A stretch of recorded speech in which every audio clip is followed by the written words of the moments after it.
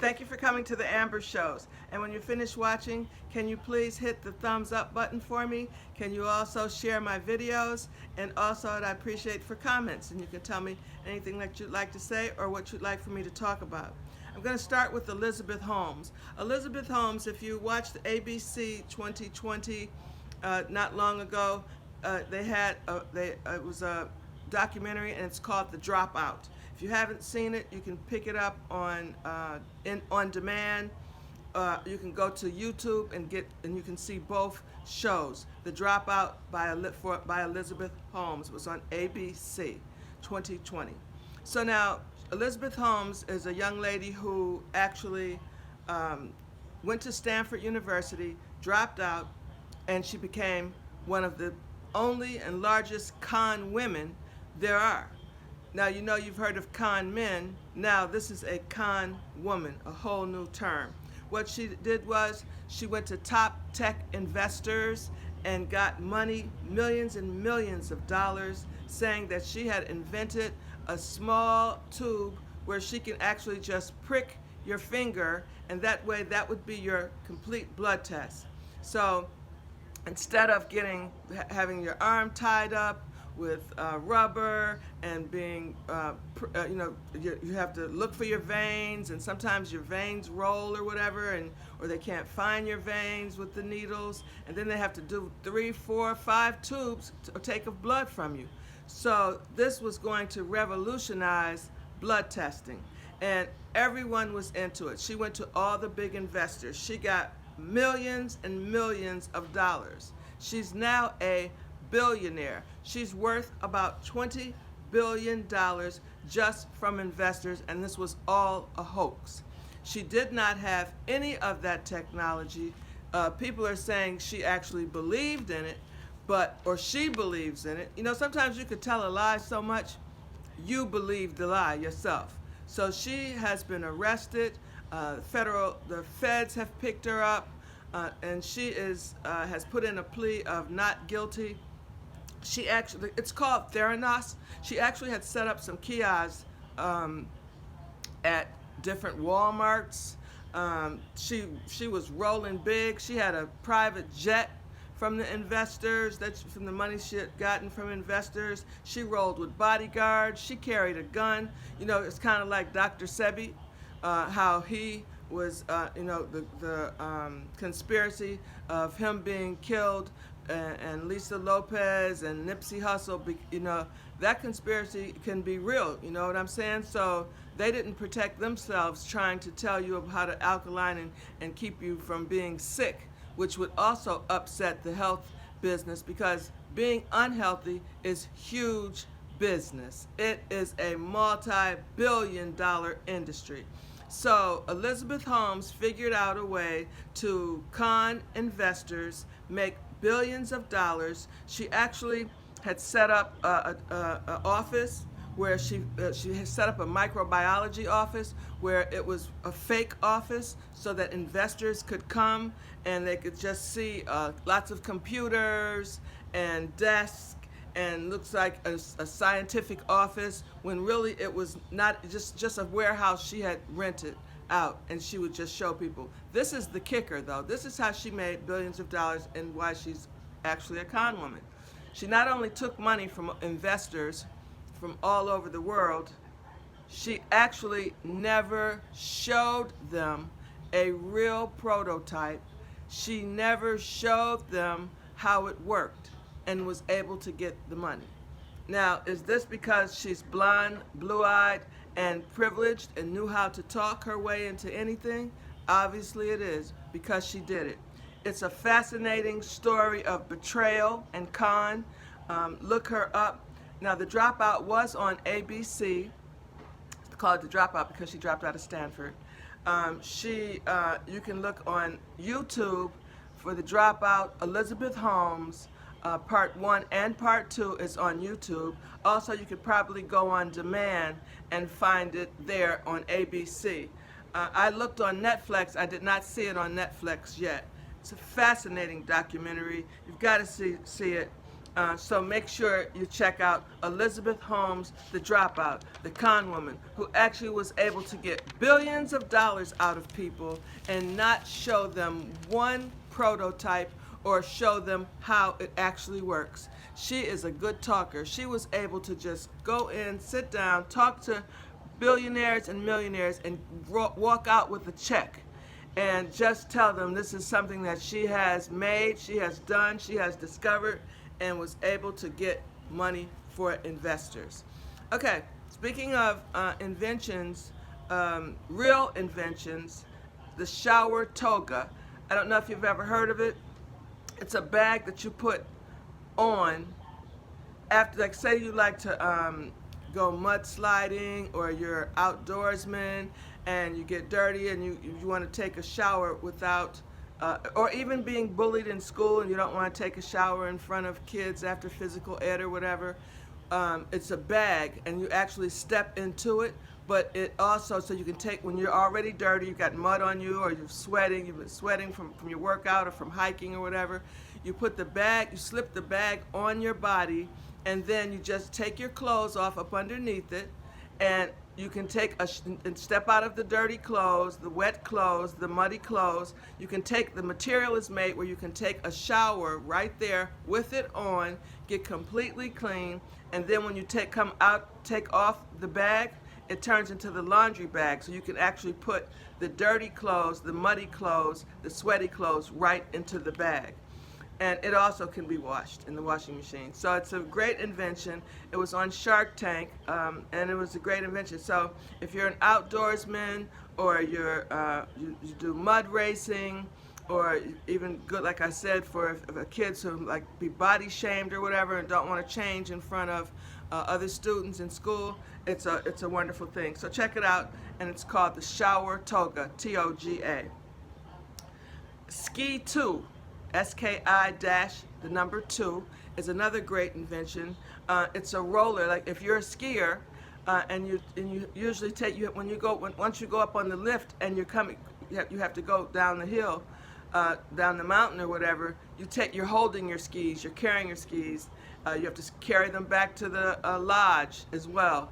You have to carry them back to the lift. Well, the Ski 2 actually is a roller, and the roller attaches to the bottom of your ski, and it has a Velcro, and it secures it, and you can actually roll through the snow with your skis. Your kids can roll their skis, you can roll your skis, and it's a wonderful invention as well. So that's called Ski 2, so you no longer have to carry your skis. Now this is a real important part of my story today, and I want everyone to listen. It's regarding getting a job and job hiring. Right now, this is what's going on in this 21st century technology world. If you're looking for a job and you apply for the job, the employer goes straight to your social media. Your social media, whatever is on it, they decide as to whether or not you should be hired or not hired. Now, all jobs look at your social media. They look at all your social media accounts. There's a company now, almost like your credit report. They give you a printout, not you, they give the employer a printout of what people have said on their social media accounts that may be good, may be bad, it may be beneficial to you, or it may hold it against you. They can go to all your social media accounts, whether they are private or not. Some people say, well, that's an invasion of privacy, but the employers say, why do you put it on there anyway? Why are you doing it? So your Facebooks, your IG accounts, your Twitter accounts can all be watched, and even the people that you hang around. So if you're twerking and you're naked, or you're doing provocative videos, or you're taking pictures with the Ku Klux Klan, or with people that are known racists, people that are in the world that are not good people, then you are being judged by every bit of it. You know, like birds of a feather flock together. So you're being judged by all of that. The employer says, don't put it on there, if you don't want to mess yourself up later on for looking for a job. Now let me explain. They said they go back as far as the 6th grade. So the young kids now, because we're talking about now, because now all the kids are on Instagram, they're on Facebook, they're on Twitter, they're on Snapchat. Snapchat, I believe that the video goes away right away, but they can actually look at your Snapchats and screenshot things as well. So it's not like it's completely foolproof. So you parents have to monitor exactly what your children are doing if you want them to be able to go on to school, get accepted at good colleges, and get a good job. All this is a reflection of what's going to happen to you. And they're starting from the 6th grade. Now you know the 6th graders, 7th graders, high school kids, even college kids are out here doing all types of things on their social media, especially the young kids. They don't really know that this is going to bite them in the butt later on. So it's important that you monitor your junior high school kids, your college kids, your high school kids. Everybody should be making sure that if you want to become somebody in life, that this will come back and bite you in the butt. You get to know who the person is by looking at their videos. And this is what the employers are saying. They want to know what that person is about. You have to be really careful that whatever you're putting out there, that it's not going to annoy a potential employer. They look at your friends. They look at everybody. For example, if you're taking pictures, say I'm taking pictures with a known Ku Klux Klan member, or a known racist, or a known person that is known to not be a good person in the world, but people know about that person or whatever. They judge all of this. So what you're doing on social media can bite you in the butt, can keep you from getting the job that you want, and can keep you from getting into real good schools that you want. They also look at if you're tweeting and if you're IGing during working hours. If you filled out an application, and when you fill out the application, like you're saying you're working, but you're looking for a new job, or you were working just recently and you quit that job or left that job and now you're applying for this new job, they actually look to see if you had been tweeting or on Facebook or on Instagram during working hours. Your social media gives you an idea of what type of person that you are. Okay, now they're saying that men want engagement rings also when you get engaged. I don't see why not. What's the big problem? If a woman can get an engagement ring, so can a man. A lot of men don't wear wedding rings at all anymore. That's kind of like phased out. Even if your man doesn't wear a wedding ring, it doesn't mean that he's cheating, because he can cheat with a wedding ring on, ladies. Nipsey Hussle's memorial service was today. It was 15,000 people or more were there at the Staples Center in California. It was a beautiful, beautiful service. His 4 children were on the stage and spoke. Well, the littlest one with London, that son actually can't really talk, but he was trying to. And his daughter is so beautiful. His kids are gorgeous. His mom and dad spoke as well. As I told you, their father is from Africa, and the mother is African American.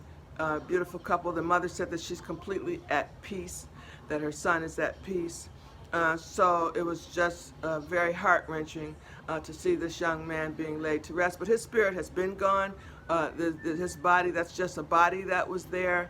And so the spirit is gone, but the spirit lives on. We are spirits and we are souls. We're all energy. Just like you turn on a light and we don't really know how electricity actually works, but it works.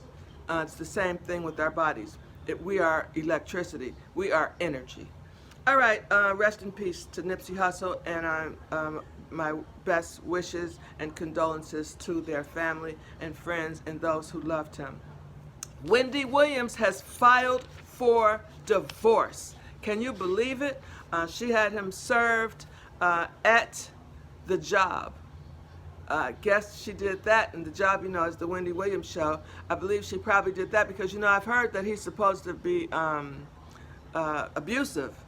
There was an account that his mother even spoke out that he had been abusive.